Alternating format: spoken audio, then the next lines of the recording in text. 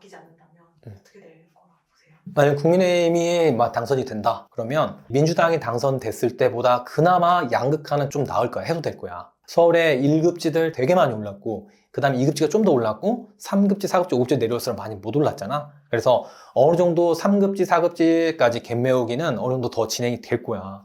하지만 지금 국민의힘도 보면 이렇게 지난 규제에 대한 이런 규제를 싹 푸는 스탠스는 아니거든. 그러니까 가격 상승이 있으면 똑같이 규제를 금융 규제로 잠깐 또 이렇게 유동성을 차단해버리고 못 오르게 하고 또 약간 상승이 있으면 유동성을 차단해보고 못 오르게 하고 지금 이런 모습을 보이고 있거든. 그래서 국민의힘이 된다고 해도 지방 같은 경우에는 그래도 이렇게 규제 완화를 할 수밖에 없다고 보거든. 왜냐하면 지금 너무 힘든 시기니까 지방이. 그리고 내년 지방선거도 있고 그러면 국민의힘은 민주당보다는 이렇게 더 과격한 규제는 하지 않을 확률이 매우 높지. 그러면 지금과 같은 양극화는 그나마 조금 완전히 해소는 될 수 없다고 봐. 하지만 민주당이 되었을 때보다는 양극화는 덜하다고 보거든 나는. 그리고 지방 같은 경우에는 지금 규제들이 겹겹이 쌓여서 너무 많이 지방이 힘들기 때문에 이렇게 부동산 시장이 힘들 때는 건설사에서 분양을 안 하잖아. 그러면은 지금 지방의 도시들도 내년부터 공급 부족이 시작되는 도시들이 매우 많아. 그러면 공급 부족과 또 지방을 열어주는 정책들이 시작되면은 지방 같은 경우에는 다시 조금 이제 활력을 찾을 확률이 매우 높아. 그리고 서울, 그럼 정리하면 서울과 같은 경우에는 민주당이 될 때보다 이 양극화는 그나마 조금 나아질 것이다. 그리고 지방은 민주당이나 국민의힘 되건 지방에 대한 규제 완화가 조금씩 있으면서 지방도 내년부터는 좀 훈풍이 불지 않을까 이렇게 생각하고 있어. 없더라고요. 공부 좀 했네. 집값 상승이 공급과 부족이 매우 중요한 요소지만 제 아무리 공급이 부족해도 이 돈이 풀리는 양에 따라서 집값 상승이 결정된다고 봐도 과언이 아니거든. 돈을 엄청 풀어대. 그러면은 시중에 돈이 많아지겠지. 그러면은 공급까지 가뜩이나 부족한데 시중에 돈이 많이 풀고 있어. 그럼 집값 상승이 더 커지겠지. 그렇지? 근데 지금 잘 봐봐. 민주당과 같은 경우, 국민의힘 같은 경우 각각 스탠스가 어때? 민주당 같은 경우 큰 정부를 지향하지. 큰 정부를 지향하고 돈을 많이 풀면서 선심성 정책을 많이 펴잖아. 그리고 국민의힘 같은 경우는 작은 정부를 지향하고. 그러면 큰 정부를 지향하는 이런 민주당 같은 경우 큰 정부여야 하니까 세금도 많이 있어야지. 그리고 선심성 정책도 많이 풀어야 하니까 돈도 많이 풀어내고 찍어내야지.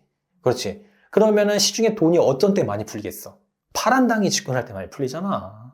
그렇지? 그래서 지금 역대 정권을 한번 생각해봐.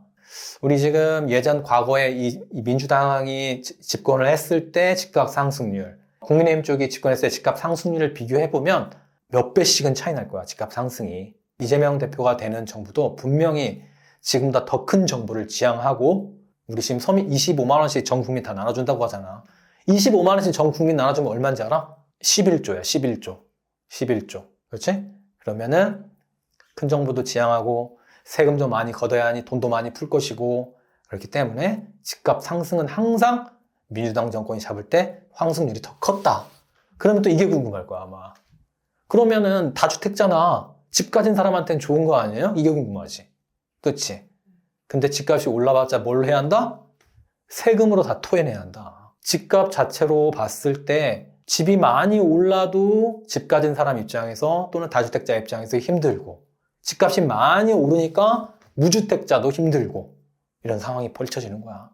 자, 이번 대통령 탄핵 가결로 그리고 조기 대선을 치르는 상황으로 아마 여러분들이 지금 내 집 마련도 또 갈아타기도 투자도 매우 불안한 상황이실 겁니다. 왜냐하면은 우리 사람 심리가 이렇게 불투명할 때 앞이 보이지 않을 때는 그냥 제자리에 머물러 있으려고 하거든요. 그런데 지금 여러 가지 아파트 가격을 움직이는 빅3로 봤을 때 지금의 이런 불투명해서 사람들이 움직이지 않고 주춤한 시기는 또 그리 오래가지 않을 확률이 매우 높거든요. 향후에 뭐 3기 신도시 입주랄지 아니면 서울에 재개발 재건축이 엄청 많은 입주가 기다리고 있다면 그래서 제가 이 방송을 찍고 있을까도 싶은데요. 근데 오히려 여러 가지 요소들을 살펴보면 양극화가 단기간에 해소되기가 조금 어려울 것 같기도 하고 그리고 공급 부족 자체는 지금 더 심각해지는 상황이고 시중에 풀리는 돈 자체도 생각보다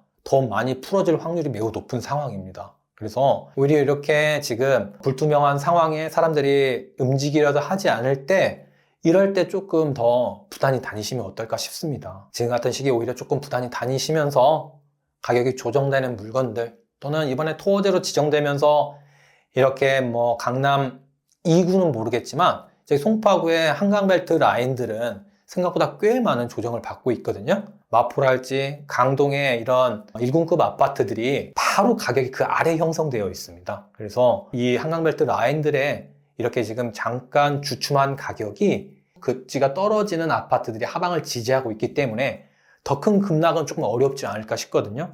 그래서 이런 아파트들이 서울에 딱 찾아보면 생각보다 있으니까 좀 다니시면서 그런 아파트들 위주로 내 집 마련의 꿈 절대 잃지 마시고 부단히 한번 다니시면 어떨까 싶습니다.